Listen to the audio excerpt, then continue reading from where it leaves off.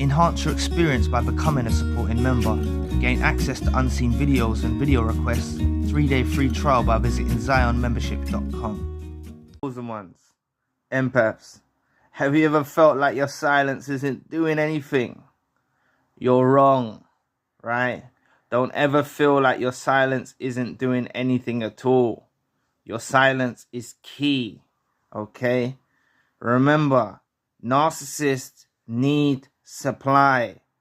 Your silence is so powerful. Silence speaks louder than words, and it's grueling for the narcissist to withstand. It's absolutely grueling. The problem you may face is it's hard staying silent. You know, you may feel the necessity to say something, to do something, to reach out to them, to text them, to ring them.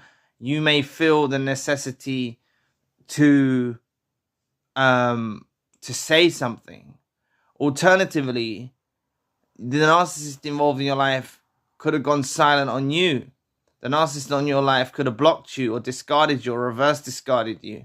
So you're feeling like that your silence isn't going to do anything. Yes, it is. Your silence is going to do something, right? Your silence disrupts their control. You need to understand that this narcissist involved in your life, regardless of how it ended, it doesn't really matter the fashion that it ended. Discard, reverse discard, or you cut them off because they become too toxic, right? It doesn't really matter. The moment that you back away, the moment that you withdraw from the situation, and the moment that you utilize silence to the best of your ability, this disrupts their control over you, right? And remember, they need your supply more than you ever need any words or utterance from them at all. You don't need anything from them at all, right? So this is going to really disrupt them, you know. You staying silent, you maintaining silence, you not saying anything more, they're going to feel it slipping away. They're going to feel their power slipping away over you. It's going to be very apparent that they don't have the control over you like they thought they had. And this is why silence speaks louder than words, right? This is why silence speaks louder than words. But, you know, they want you to reach out. And I've spoken to many victims of narcissistic abuse that have used this strategy of going silent, you know, and they've even been, you know, people I've done sessions with have even been, you know, discarded, being smeared in the worst possible way. The narcissist is made out they want nothing to do with them, or the narcissist involved in their life has done silence on them, just brutally discarded them, cast them aside like they're nothing, right? And these victims who I've spoken to have utilized going silent, going no contact, right? There's no general rule of thumb of how long it takes, but you only have to read in the comment section for yourself. You'll see too, there's many of the victims that have commented on the channel that have gone silent, and the narcissist can't tolerate it. The narcissist involved in their life or in your life won't be able to tolerate it. And they end up, you know, they could have been the one who's doing this on you. They could have blocked you, you know, and they'll do something like unblock you, right? To try and bait you. That's like a Hoover, right? They'll try and unblock you to try and bait you into reaching out or into saying something to them, right? They could message you or call you, right? Or they'll do something, you know. They might leave a post on your social media, or they might share a post or do something. They'll do some indirect contact with you, right? They're also all the while, you know, if you're maintaining silence and you're going no contact with them, then that means that you shouldn't be looking on their social media either. You shouldn't be looking at anything to do with them. You need to cut them out of your mind, heart, and soul like a lobotomy, right? And this will just take the power away from them. But they're honestly the ones, you know, from people I've spoke to, narcissists that are involved in people's life, who I've spoken to, are treating them so badly, you know, discarded them, and the narcissist ends up being the one begging for them back. Because what you got to understand is they want you to reach out the whole time. Please press the like and the subscribe button. Help your brother out. It'll take 2 seconds of your time. Just like this video showing up for you, help it show up with the algorithm into someone else in the community that may need this video, and it'll help them out too. Thank you so much. But they want you to reach out. That's the thing that you need to fundamentally understand. This narcissist that was involved in your life wants you to reach out. You know, they're there.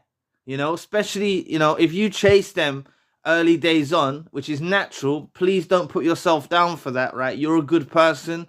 You were trying to rectify the situation.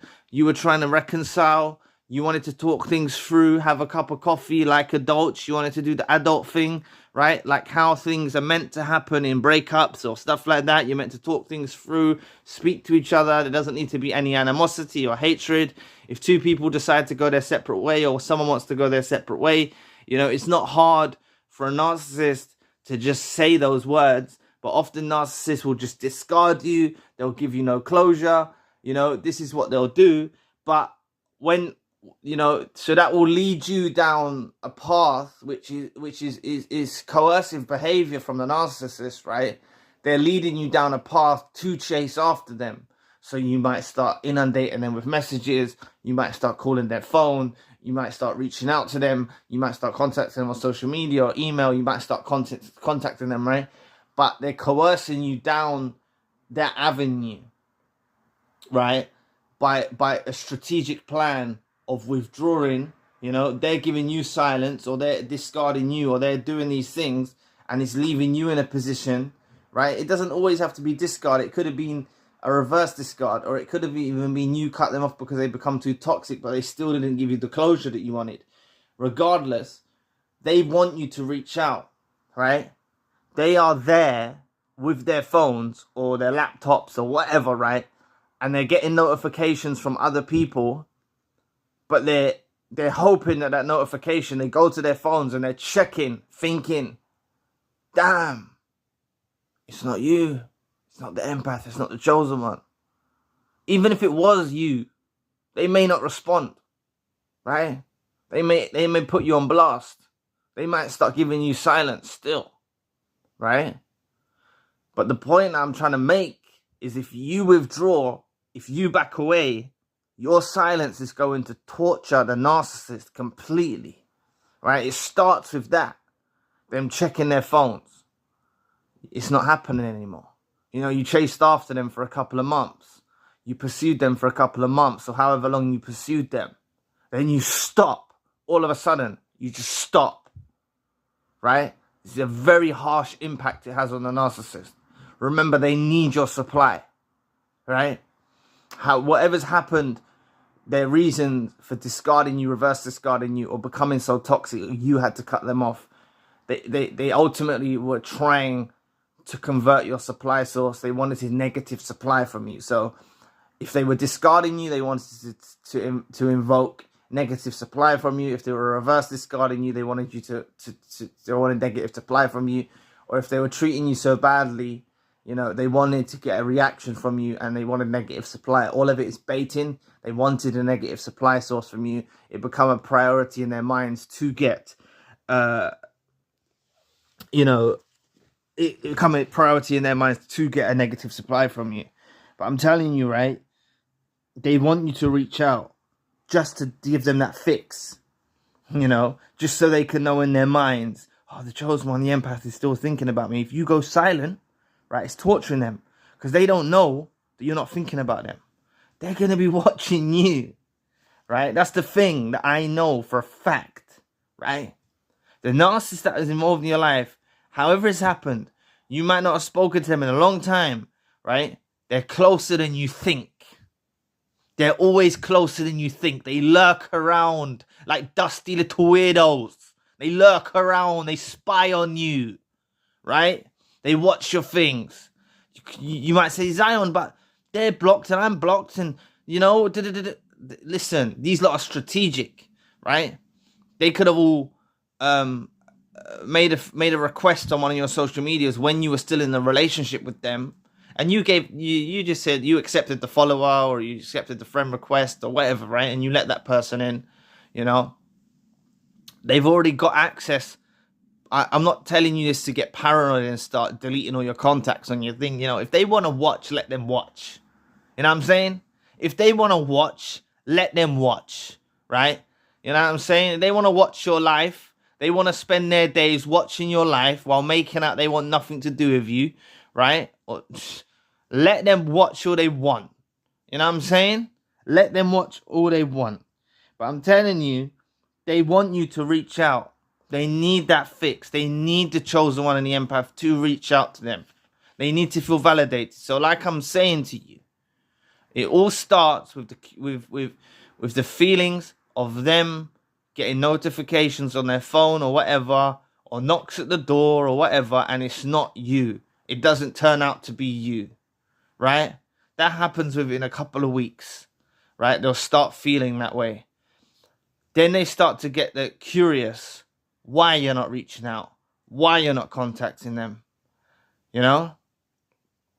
Then they'll get curious and take it upon themselves to become more obsessively looking at what you're doing. They could have already been looking at what you're doing from day one, right? But it will become more of a ritualistic behavior for them to check out what you're doing, seeing your whereabouts, seeing if you're with someone new, seeing what you're doing, seeing how you're, checking out your videos on, you could have posted a video at the beach or something like that, and they're checking in the background to see if you're with someone, or anything like that. This is what they do, right? There was someone, the power's in your court, right? There was someone that I spoke to,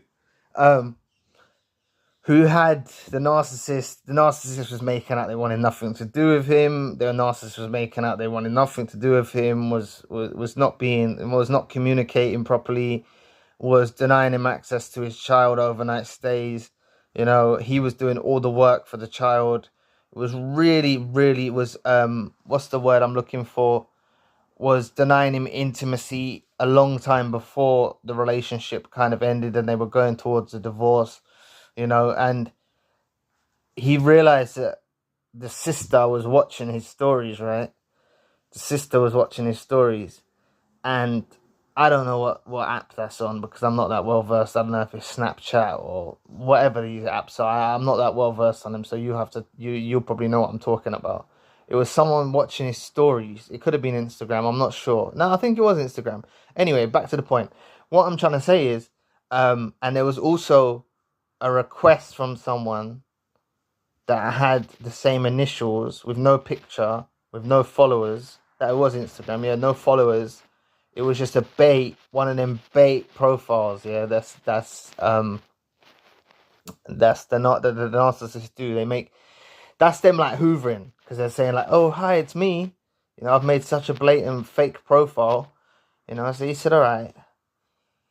So what he did is he went out to a bar and he took a picture of, or he got a picture of 2 glasses and a handbag, right? 2 glasses and a handbag, yeah. And I'm telling you, the narcissist went apeshit, right? The narcissist went mad, right? Because the narcissist was watching. They're making out they want nothing to do with you. They're treating you badly. They're giving you silent treatment themselves. They're doing whatever. And they're watching you. They're fucking weirdos, right? So, he was like, look, I've got someone new. Like, I'm not interested. Like, he maintained it. He was like, I've got someone new. I'm not interested. He didn't have anyone new. He was just winding them up, right? But it was, and the thing is when we was doing the sessions, he didn't want to tell me he was doing that at first, but as we got closer, he told me. I said, that's a good idea. I understand you wanting to inflict some revenge or get back at them some way, you know. So this is what he done. This is what he done to them. But the narcissist, it did result. I'll just give you a quick summary. The narcissist did actually beg for him back. It wasn't based just off of they saw a change in him. He started to become, he was studying, you know, this channel, other channels. He was learning, educating himself. He was getting on spiritual practices. He was working on his purpose. He was just, you know, and the narcissist said to him, like, you're so different, you know. And that's the thing. It's all about, you know, during this time when you're going silent, you know, when you are going silent, you know, keeping silent will get easier for you and it will get harder for them to tolerate, right? And during the times of your silence, you know, be out there working hard, be on your purpose, be on your grind, look after your children, whatever it is you need to do in your daily life, you know, do work hard, do your thing, and don't look at this silence as something you're is the right word, increment? I'm not sure. Like a period of time that you're just gonna go silent. This shit's lifelong. You know, you need to go silent lifelong to really torture the narcissist, right? You could possibly reach out to them if you wanted to, you know, after some time's passed, depending upon what you feel like, you could do that. But really, it's going to put the power in their court if you do that, you know. They will contact you in some way, somehow. You know, I've spoken to people that the narcissist didn't want anything to do with them, you know, smeared them to everyone, made out they wanted nothing to do with them. And it took, you know, they done some subtle hoovers at the beginning, which kind of went over the victim of narcissistic abuse's head, you know, and I kind of addressed that they were actually hoovers to the individual, you know. And that's like in your case as well. There's some hoovers that have happened to you that you don't realize they've already happened yet. But it could have been a text. It could have been, you know, a hoover is to bait you out, right? Into a is to draw you out. That's what the hoover is. So some of these last exchange messages, some of these things they do, even a block, you know, even a block is like a hoover. Some of you think, oh my God, the block's happened. It's game over. No, you've won. They've blocked you because they can't tolerate, they can't beat you, right? So they block you to put you in another frame of mind, to bait you into reaction, right? But what I'm saying is this individual, you know, it took some time went past, you know, and the narcissist even started hoovering after years apart. You know, the narcissist that was involved in their life started hoovering after even years apart, creating fake accounts, you know, revealing it's them, doing all sorts of things, right? So, you know, there's no rush to this. It's not a game, but, you know, there's no rush to this going silent. You're going silent, and it's gonna torture them, right? Because when they're out there, you know, when they're out there, it's getting harder for them. It's getting easier for you, right? It's becoming your lifestyle. It's getting harder for them. They're out there trying to get with new suppliers. They're trying to stay focused. They're trying to do this thing. They can't focus. They can't pair bond with these new suppliers anyway because they're narcissists. But they struggle, and they feel like ultimately they've lost the chosen one and the empath. And that's the message that you will speak louder than words. You know, you could tell the narcissist, I don't want you in my life. You could tell them all these things, but evidently you just saying nothing to them, right? You just saying nothing to them, you know, speaks louder than words, you know. It also makes them know that you figured them out. You know, this is not the same. You need to understand this is not the same as a narcissist going silent on you, right? A narcissist going silent on you is to bait you into chasing after them. A narcissist going silent on you is to assert control over the situation.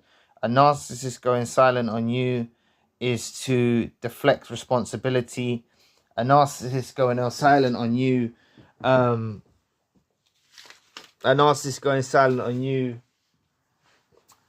can be for a myriad of reasons, right?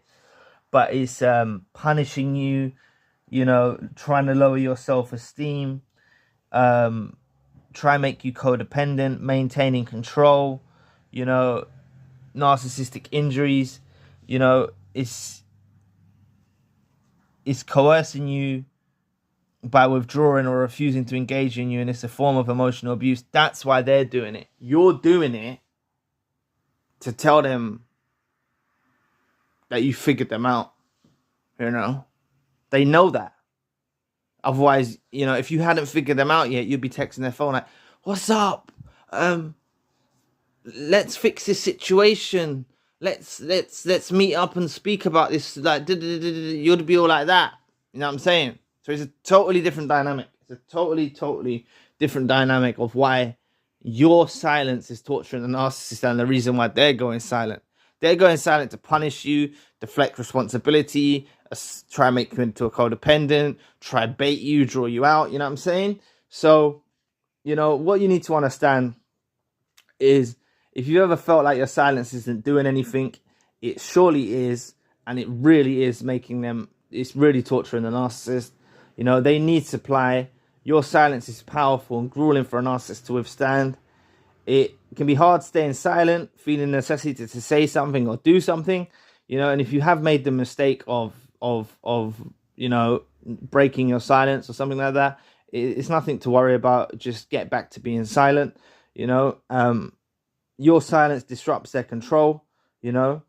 And like I mentioned in the examples that I mentioned about the people that went silent on the individuals and the narcissist, you know, it totally destroyed them. It totally destroyed them. They're a wreck. You know, these stories I went and told you about, like the narcissist, in some of them, the narcissist that was involved in the people's lives who I'd done sessions with had gone on to a new supply, you know, and by the former supplier, the empath and the chosen one, utilizing the silence, right, it destroyed them, you know. It really ruins their life, you know. They can't focus, you know. They want you to reach out, you know, regardless if they're with a new supplier or not. They want you to reach out. They want the empath and the chosen one to reach out so they feel in control, you know. And just don't worry about a thing, you know. Keeping silent gets easier for you as time passes, and it gets harder for them to take. So yeah, I'd love to hear about your experience in the comment section below. If you would, please press the like and the subscribe button. And if you would like to donate or support to the channel, you don't have to, but if you would like to donate or support to the channel, you can always do that with a link in the description box. And before I draw the video to a close, I want to bring something to your attention. I've launched a new free community forum on the membership website. It's open for everyone to use to build, expand, and connect to fellow survivors. I'm looking at the longevity of the forum, as I should have created one when I first launched the membership site. I'm also running one-to-one sessions. If you want tailor-made advice and me to shed some light on your issues, you can always reach out. The empaths group meeting is coming up on the 28th of this month, and there is a new WhatsApp and Telegram group for survivors to stay in touch. Lastly, if you want crisis email support and a plan of action, the links for all I've mentioned are in the description box below. So if you'd like to know more about narcissists and the most sensitive creatures in the world, click this video here. So anyway, I'll be back with another video soon. Peace.